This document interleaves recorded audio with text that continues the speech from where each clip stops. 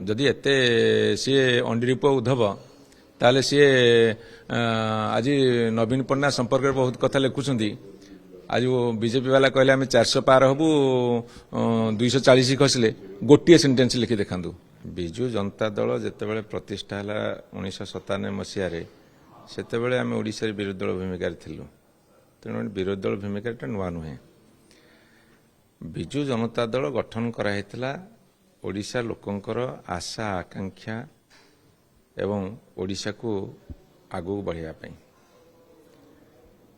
एवं से कथा को सुचारू रूपे पालन कराई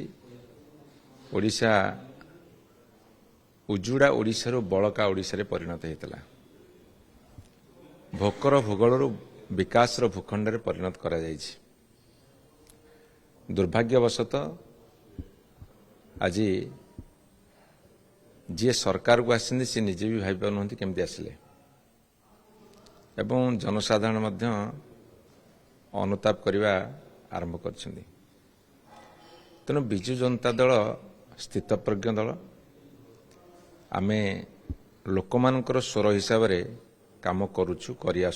आसुथिबु तेणु विजु जनता दल प्रतिष्ठा दिवस को आमे लोकों पे उत्सर्गीकृत दिवस भाव में पालन करुचु एथर मध्य से भली करिबु। विजु जनता दल जेबठु गठन करा जायछि सबुठु बड़ चैलेंज थिला गोटे पछुआ राज्य को आगुआ राज्य में परिणत करिया पई परिवार भितरे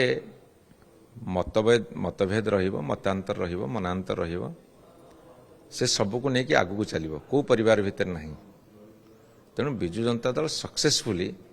एकक नेतृत्व नवीन पट्टनायक नेतृत्व में चली आसुची लोक आम कम सीधा सड़क करूँ जेहेतु शासन दायित्व थिलु एबे लोक मानकर स्वर ही उभा एका कथा जड़े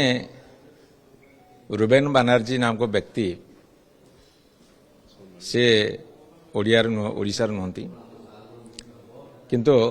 गोटे बही लिखिं मान्यवर नवीन पट्टनायक संपर्क में मोर जी इनफर्मेशन अच्छी जे सी केबे तांको बहु वर्ष धरी भेटी नाहंती कि तांको साथ कथबार्ता ही नाहंती कि तांकर कौन इंटरव्यू नहीं नाहंती जो चर्चा गुड़ाक विरोधी दल कर विभिन्न समय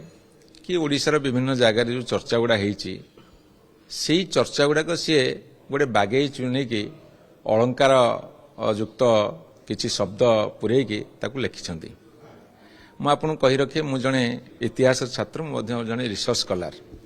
आमे जितेबाला रिसर्च करूँ आमे जदि किए जीवित था इंटरव्यू नहीं था कि जदि कौन गोटे घटना तार सोर्स मेंशन कर से एमती किसी करना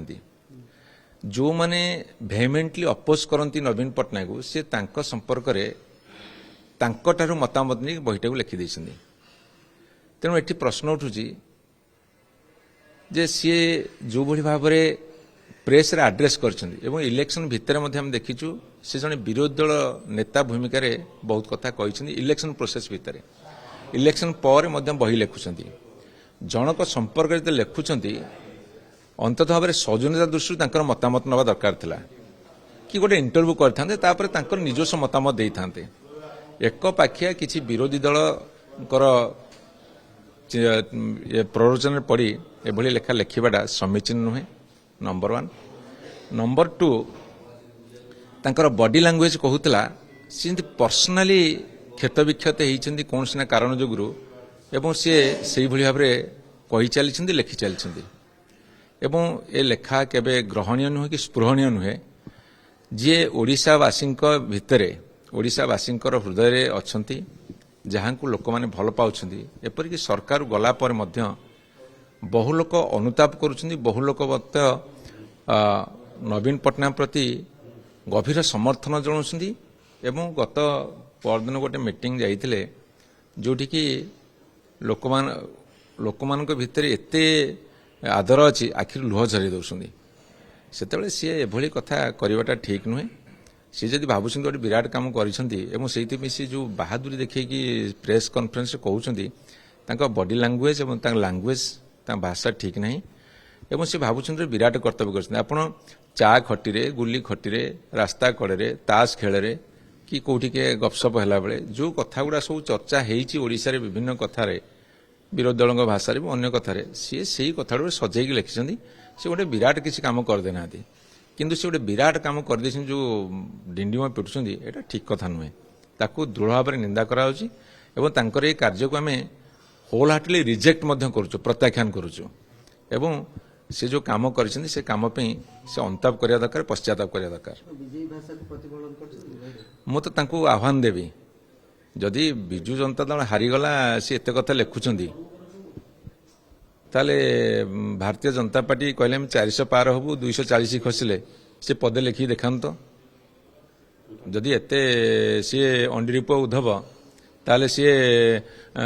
ଆଜି ନବୀନ ପଟ୍ଟନାୟକ ସମ୍ପର୍କରେ ବହୁତ କଥା ଲେଖୁଛନ୍ତି। ଆଜି ବିଜେପି ବାଲା କହିଲେ ଆମେ 400 ପାର ହବୁ 240 ଖସିଲେ ଗୋଟିଏ ସେଣ୍ଟେନ୍ସ ଲେଖି ଦେଖାନ୍ତୁ। ମୁଁ ରୁବେନ ବାଲାଙ୍କୁ ଚ୍ୟାଲେଞ୍ଜ କରୁଛି।